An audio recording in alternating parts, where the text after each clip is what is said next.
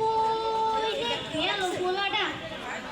না, পোলাটারে নিয়ে আর পারি না। কামের সময় হাতের কাছে নাই। শরীরটাও বেশি ভালো না। এরা কথা না শুনলে কি হইব? আমার আমার আবু সাইদ আছে না, ও কিন্তু আমার খুব কথা শোনে। পোলাটা শহরের নাম করা ভার্সিটিতে পড়ে। ও কইছে, আব্বা তোমার আর এত কষ্ট লাগবো না, মাইসের বাড়ি কাম না খাড়ন লাগবো না।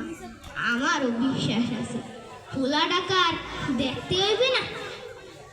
ইদানিং শুনতে আছি শহরে নাকি কি সব ঝামেলা লাগবে।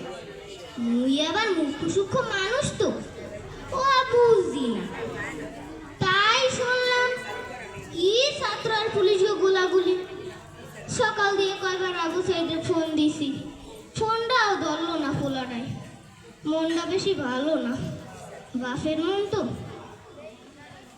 আরে ওইটা গাড়ি না? হ গাড়ি তো, লগে টেরাকও আছে। আমগো বাড়ির দিকে আইতেছে। আমার আবু সাইদ কি তাইলে টেরাকে কইরা আইতেছে?